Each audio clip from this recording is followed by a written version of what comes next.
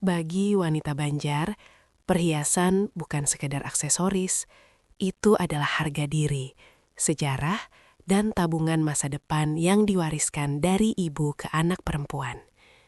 Indri Syakila menyimpan set perhiasan berlian pusaka ibunya di tempat yang paling aman, brankas besi di balik lemari bajunya.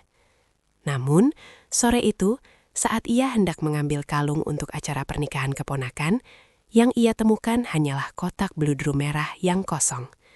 Hampa.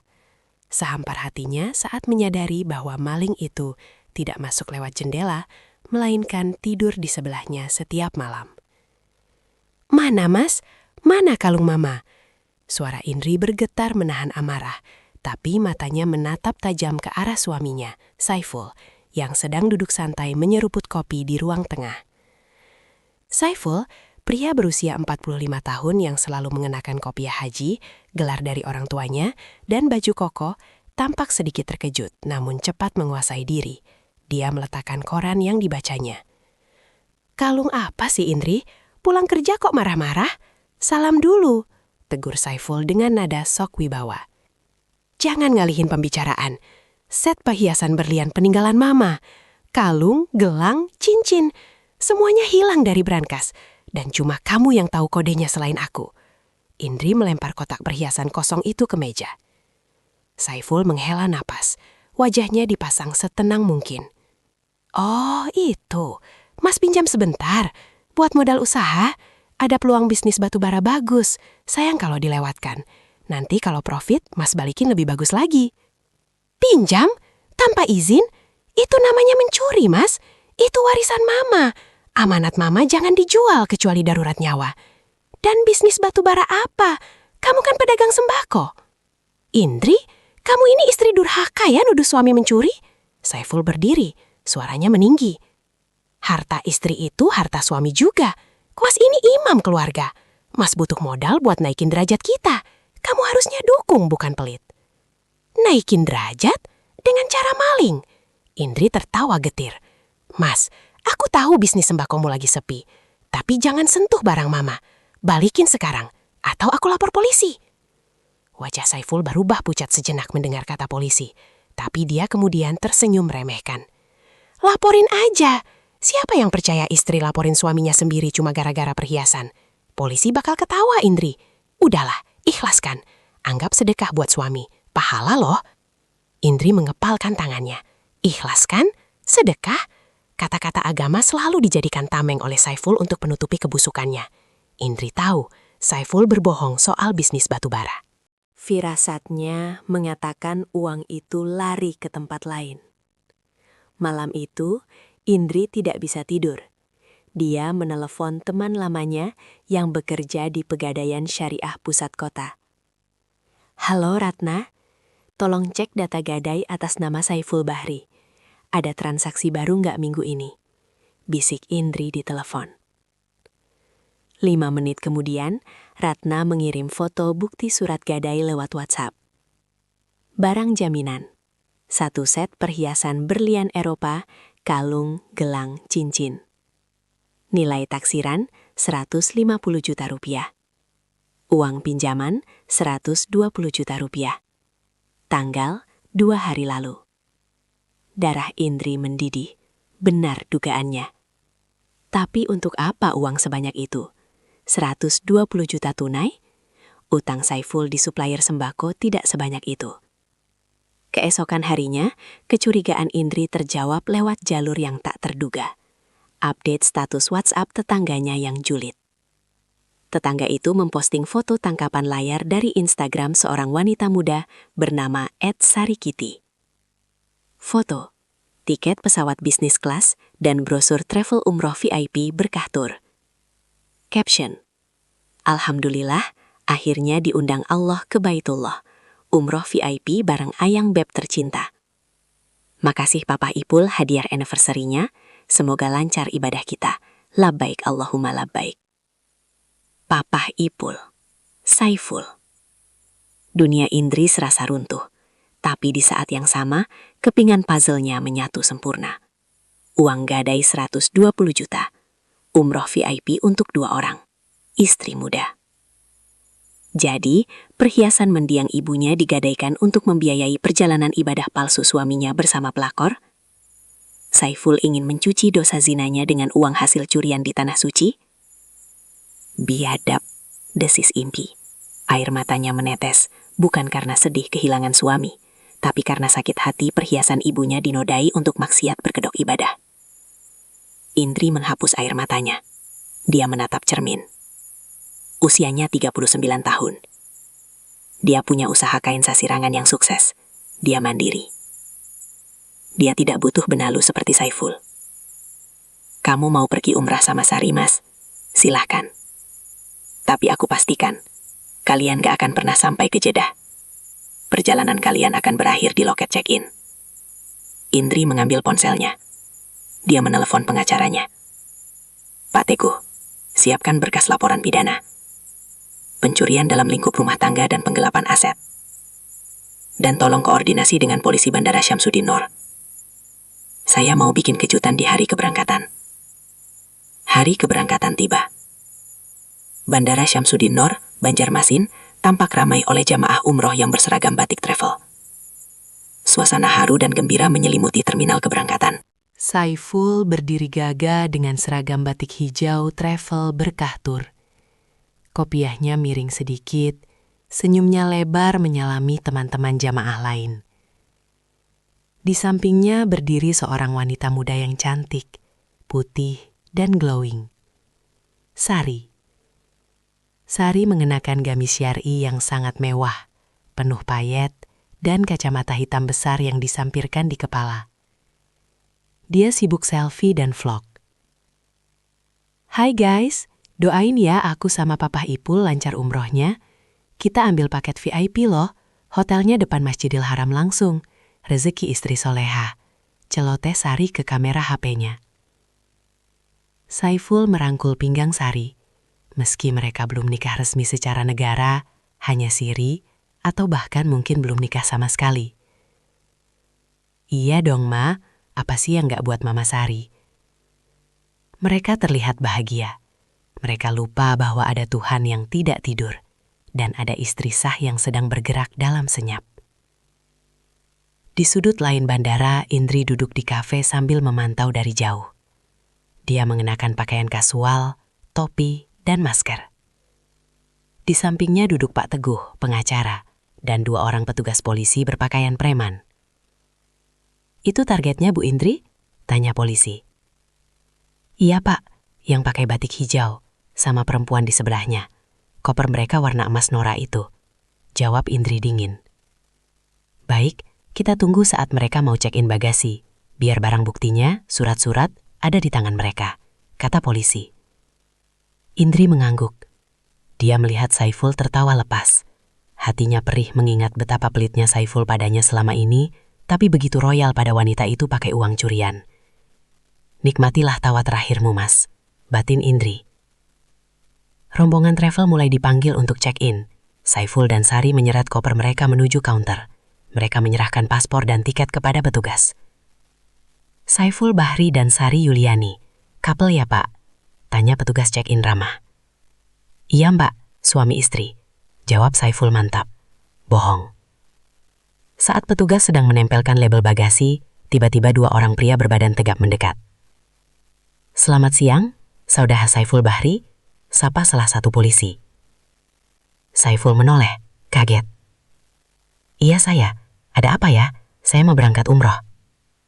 Mohon maaf Pak, perjalanan Bapak harus ditunda. Kami dari Polres Banjarbaru. Bapak kami tahan atas dugaan tindak pidana pencurian dengan pemberatan dan penggelapan aset dalam keluarga, berdasarkan laporan Ibu Indri Syakila. Suara polisi itu cukup keras. Jamaah lain yang sedang antre langsung menoleh. Suasana hening seketika. Wajah Saiful pucat pasi. Apa? Indri laporin saya. Pak, ini salah paham. Itu masalah rumah tangga. Saya suami sahnya. Harta dia harta saya. Harta istri bukan harta suami, Pak. Kecuali ada perjanjian pisah harta atau hibah. Apalagi ini barang warisan orang tua istri yang Batak gadaikan tanpa izin. Kami punya bukti surat gadai dengan tanda tangan Bapak, tegas polisi. Sari di samping Saiful mulai panik. Mas, Ini apa-apaan? Kok ada polisi? Kita mau telat boarding nih. Indri muncul dari balik kerumunan. Dia membuka maskernya. Wajahnya tenang, tapi tatapannya membunuh. Nggak akan ada boarding buat kalian hari ini, Sari, kata Indri. Saiful terbelalak. Indri, kamu tega. Aku mau ibadah, Indri. Kamu menghalangi orang ibadah itu dosa besar. Indri tertawa sinis. Suaranya menggema di terminal. Ibadah. Mas, kamu mau menipu Tuhan. Kamu curi emas warisan ibuku, kamu gadai, terus uang haramnya kamu pakai buat zina sama perempuan ini di tanah suci. Kamu pikir doa kamu bakal diterima? Malaikat aja jijik lihat kamu, Mas. Kata-kata Indri menampar kesadaran semua orang di sana. Jamaah lain mulai berbisik-bisik jijik. Masya Allah, pakai uang curian. Bawa pelakor umroh, kualat itu. Sari tidak terima. Heh, ibu tua, jaga mulut ya. Mas Saiful itu kaya, dia nggak perlu nyuri. Ini uang dia sendiri. Uang dia. Indri melempar map berisi bukti mutasi rekening dan surat gadai ke wajah Sari. Baca, itu surat gadai perhiasan ibuku. Uangnya cair 120 juta dan di hari yang sama ditransfer ke rekening travel ini. Kamu itu dibayarin pakai keringat dan darah ibuku yang udah meninggal. Sari memungut kertas itu, tangannya gemetar, wajahnya merah padam karena malu. Semua mata tertuju padanya. Julukan istri solehah yang dia bangun di Instagram hancur lebur detik itu juga. Mas Saiful, kamu bohong. Katanya ini hasil tambang batu bara. Sari menatap Saiful horor. Saiful tergagap. Sari, dengerin Mas dulu. Cukup dramanya, potong polisi. Saudara Saiful, ikut kami ke kantor. Saudari Sari juga kami butuh keterangan Anda sebagai saksi yang menikmati aliran dana kejahatan. Polisi memborgol tangan Saiful. Pemandangan seorang calon jamaah umroh berseragam batik diborgol di bandara adalah tontonan yang sangat memalukan. Indri, tolong cabut laporan. Aku suamimu, aku imammu, teriak Saiful saat diseret. Imamku nggak mencuri. Imamku nggak berzina, jawab Indri datar. Selamat menikmati Hotel Prodeo, Mas. Itu VVIP juga kok, gratis. Pihak travel langsung membatalkan tiket mereka di tempat. Koper-koper emas norak itu diturunkan paksa dari timbangan. Saiful dan Sari digiring keluar terminal, diiringi cemoohan ratusan orang. Indri berdiri tegak. Dia tidak menangis. Dia merasa lega. 2 minggu setelah penangkapan di bandara, Saiful mendekam di tahanan Polres. Dia stres berat. Bukan hanya karena penjara yang tidak enak, tapi karena rasa malu yang tak tertanggung. Beritanya viral di grup-grup WhatsApp warga Banjarmasin. Haji gadungan curi emas mertua demi umrohkan pelakor. Bisnis sembako Saiful hancur. Tokonya tutup karena tidak ada yang mengurus, dan supplier tidak percaya lagi padanya. Sari? Dia langsung menghilang. Setelah diperiksa polisi dan dilepaskan, karena dia bersikeras tidak tahu asal-usul uang itu, dia memblokir nomor Saiful. Dia tidak mau terseret kasus suaminya yang bangkrut dan kriminal. Kabar terakhir, dia sedang mendekati pengusaha sawit di Palangkaraya.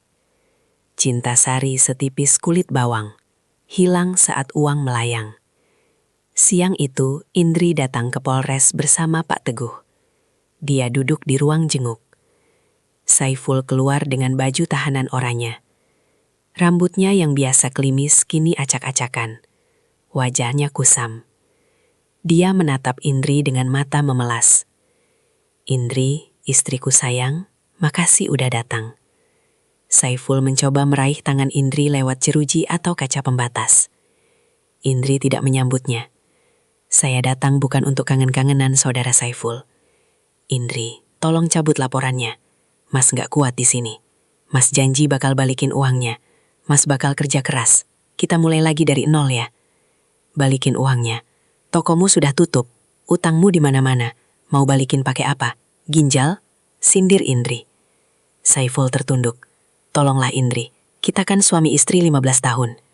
Justru karena 15 tahun itu, Mas, aku tahu betul tabiatmu. Kamu nggak akan berubah kalau nggak dikasih pelajaran keras, kata Indri. Indri mengeluarkan sebuah dokumen dari tasnya. Aku bisa cabut laporan pidananya. Aku bisa anggap kasus pencurian ini selesai secara kekeluargaan, supaya kamu bisa bebas. Mata Saiful berbinar. Beneran, Indri? Alhamdulillah, kamu emang istri terbaik. Tapi ada syaratnya.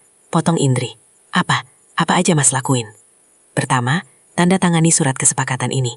Kamu mengakui utang sebesar 150 juta. Nilai perhiasan, plus bunga gadai, plus kerugian imaterial, kepada saya. Dan sebagai gantinya, kamu menyerahkan kepemilikan ruko tempat tokomu itu kepada saya. Saiful melotot. Ruko itu? Itu satu-satunya aset, Mas. Ruko itu nilainya setara dengan perhiasan mama yang kamu hilangin. Karena sudah dilelang pegadaian. Indri telat menebusnya karena uangnya dipakai Saiful. Impas. Kalau gak mau, ya silahkan lanjut sidang. Ancaman hukumannya 5 tahun loh, Mas. Saiful menggertakkan gigi. Dia terpojok. Ruko atau penjara? Oke, Mas tanda tangan, kata Saiful lemas. Kedua, Indri mengeluarkan dokumen kedua. Tanda tangani surat persetujuan cerai ini. Tanpa tuntutan gonogini, hak asuh anak, mereka tidak punya anak, jadi ini lebih mudah. Dan harta bawaan masing-masing kembali ke masing-masing. Cerai. Indri, jangan. Tanda tangan atau penjara 5 tahun, desak Indri. Dengan tangan gemetar dan air mata buaya, Saiful menandatangani kedua dokumen itu. Dia kehilangan istrinya, dia kehilangan rukonya, dia kehilangan perhiasan mertuanya, dan dia kehilangan harga dirinya. Bagus, Indri memasukkan dokumen itu ke tas. Saya akan urus pencabutan laporannya besok. Kamu mungkin bisa keluar lusa, tapi ingat, kamu keluar sebagai duda miskin, tanpa rumah, dan tanpa toko. Jangan pernah injakan kakimu di rumahku lagi. Indri berdiri, merapikan kerudungnya. Oh iya, Mas. Perhiasan mama yang kamu gadai itu, sebenarnya pegadaian belum melelangnya. Saya yang menebusnya kemarin, pakai uang tabungan saya sendiri. Jadi perhiasan itu aman kembali ke saya. Ruko kamu? Itu murni keuntungan saya atas kebodohan kamu. Saiful ternganga. Dia ditipu mentah-mentah oleh strategi istrinya. Indri mendapatkan kembali perhiasannya dan mendapatkan ruko Saiful sebagai ganti rugi. Kamu? Kamu licik, Indri. Saya belajar dari pedagang sembako yang suka ngurangin timbangan. Jawab Indri sambil tersenyum manis. Lalu berjalan keluar, meninggalkan Saiful yang meraung frustrasi. 1 tahun kemudian, ruko bekas toko sembako Saiful kini telah berubah wajah. Catnya diganti warna pastel yang cerah. Papan nama besar terpasang di depannya. Galeri Sasirangan Indri & Co. Ruko itu kini menjadi butik kain sasirangan premium yang ramai pengunjung. Indri tidak hanya menjual kain, tapi juga baju jadi dengan desain modern. Dia mempekerjakan banyak ibu-ibu sekitar sebagai penjahit. Usahanya maju pesat. Indri sering diundang seminar UMKM sebagai pembicara inspiratif. Siang itu, Indri sedang melayani pelanggan VIP, istri wali kota, yang memborong kain sutra. Bagus sekali motifnya Bu Indri, elegan. Nanti saya promosikan ke teman-teman arisan, puji Bu Wali Kota. Terima kasih banyak, Ibu. Indri tersenyum bahagia. Di leher Indri melingkar kalung berlian peninggalan ibunya. Kalung itu bersinar indah, seolah merestui kesuksesan putrinya. Kalung itu telah kembali ke leher yang berhak, setelah sempat berjalan-jalan ke tempat gadai karena ulah tangan jahil. Saat Indri sedang sibuk, dari kaca jendela butik, dia melihat sosok yang familiar di seberang jalan. Seorang pria kurus mengenakan rompi parkir oranye, sedang meniup peluit mengatur mobil pelanggan butik Indri. Wajahnya kusam, terbakar matahari. Itu Saiful. Setelah keluar dari penjara, kasus dicabut, Saiful hidup luntang-lantung. Tidak ada modal usaha, tidak ada ruko, tidak ada istri. Dia akhirnya menjadi tukang parkir liar di kawasan pertokoan itu. Ironisnya, dia sering memarkirkan mobil pelanggan mantan istrinya sendiri. Saiful melihat ke dalam butik. Dia melihat Indri tertawa bahagia, dikelilingi orang-orang penting. Dia melihat kalung berlian itu di leher Indri. Hatinya perih. Dia ingat dulu Indri melayaninya seperti raja, tapi dia malah memilih mengejar Sari yang palsu. Sekarang Sari entah di mana. Konon jadi simpanan pejabat korup dan kena masalah lagi. Sementara Indri bersinar seperti berlian yang dia sia-siakan. "Pak, tolong mobil saya dikeluarin," panggil seorang pelanggan, membuyarkan lamunan Saiful. Iya Bu, siap. Terus, op." Saiful bekerja dengan patuh demi uang receh Rp2.000. Indri melihat Saiful dari dalam. Tatapannya tidak lagi benci, tapi juga tidak kasihan. Hanya tatapan netral. Masa lalu adalah masa lalu. Indri menutup gorden jendela butiknya sedikit, menghalangi pemandangan ke arah tukang parkir itu. Dia kembali fokus pada pembukuannya. Alhamdulillah, profit bulan ini tembus target. Bisa buat daftar haji plus tahun depan. Sendirian, gumam Indri. Kali ini, dia akan berangkat ke Tanah Suci dengan uang yang 100% halal. Hasil keringatnya sendiri, tanpa embel-embel dosa suami. Dia akan